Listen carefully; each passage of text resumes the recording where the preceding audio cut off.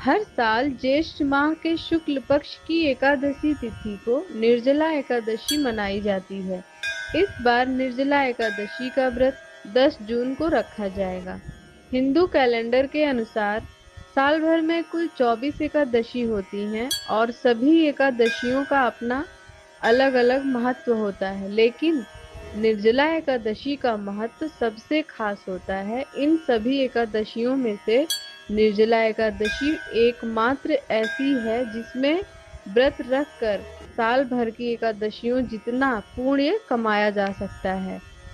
इस व्रत में पानी पीना वर्जित माना जाता है, इसलिए इसे निर्जला एकादशी कहा जाता है। कहते हैं कि भगवान विष्णु का आशीर्वाद दिलाने वाली सभी एकादशी व्रत में निर्जला एकादशी व्रत सबसे कठिन होती है। ऐसे में चलिए जानते हैं निर्जला एकादशी की तिथि, पूजा विधि, महत्व और शुभ मुहूर्त के बारे में। ज्येष्ठ मास के शुक्ल पक्ष की एकादशी तिथि की शुरुआत 10 जून दिन शुक्रवार को प्रातः 7:25 पर हो रही है। वहीं इस तिथि का समापन अगले दिन 11 जून शनिवार को प्रातः 5:45 पर हो रहा है। निर्जला एकादशी 2022 पारण का समय 11 जून को पारण दोपहर में 1:44 से शाम 4:32 के मध्य कर लेना है। पारण करने से ही व्रत पूर्ण होता है। पूजा के लिए कौन कौन सी सामग्री आपको चाहिए, मैं आपको बता देती हूँ।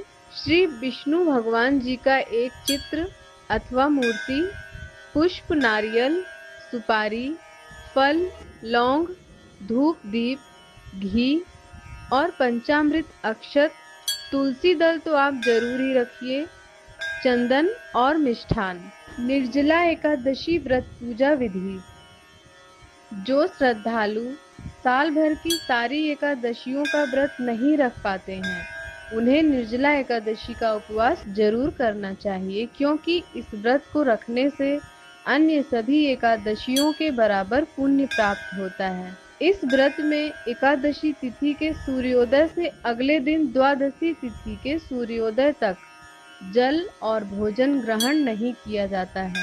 इसका मतलब है पारण के बाद ही आप जल और अन्न ग्रहण कर सकते हैं। एक बात और बता देना चाहती हूँ, जब भगवान की पूजा करते समय हम आचमन करते हैं तो हमें 6 बार से ज्यादा जल नहीं लेना है। एकादशी के दिन प्रातः काल स्नान के बाद सर्वप्रथम भगवान विष्णु की विधि विधान से पूजा करें। इसके पश्चात भगवान का ध्यान करते हुए ओम नमो भगवते वासुदेवाय मंत्र का जाप करें। इस दिन भक्ति भाव से कथा सुनना और भगवान का कीर्तन करना चाहिए।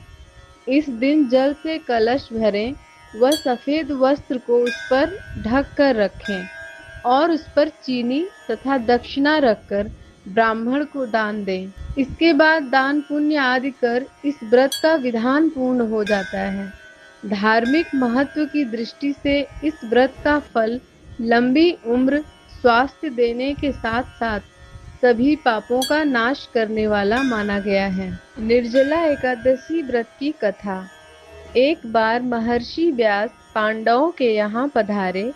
भीम ने महर्षि व्यास से कहा, भगवान युधिष्ठिर, अर्जुन, नकुल, सहदेव, माता कुंती और द्रौपदी सभी एकादशी का व्रत करते हैं और मुझसे भी व्रत रखने की बात कह रहे हैं, परंतु मैं बिना खाए रह नहीं सकता हूँ। इसलिए 24 एकादशियों पर निराहार रहने का कष्ट साधना से बचाकर मुझे कोई ऐसा व्रत बताइए जिसे करने में मुझे विशेष असुविधा ना हो और सबका फल भी मुझे मिल जाए। महर्षि व्यास जानते थे कि भीम के उदर में वृक नामक अग्नि है, इसलिए अधिक मात्रा में भोजन करने पर भी उनकी भूख शांत नहीं होती है। महर्षि ने भीम से कहा, तुम ज्येष्ठ शुक्ल एकादशी का व्रत रखा करो। इस व्रत में स्नान, आचमन में पानी पीने से दोष नहीं होता है। इस व्रत से अन्य 23 एकादशियों के पुण्य का लाभ भी तुम्हें मिलेगा। तुम जीवन पर्यंत इस व्रत का पालन करो। भीम ने बड़े साहस के साथ निर्जला एकादशी व्रत किया, जिसके परिणाम स्वरूप प्रातः होते होते वह संज्ञाहीन हो गया, यानी कि बेहोश हो गए। तब पांडवों ने गंगा जल, तुलसी, चरणामृत प्रसाद देकर उनकी मूर्छा दूर की। इसलिए इसे भीमसेन एकादशी भी कहते हैं, या पांडव एकादशी भी कहा जाता है। इसी के साथ मैं विदा लेती हूँ। मिलते हैं शीघ्र अगले वीडियो में। तब तक के लिए जय श्री कृष्णा।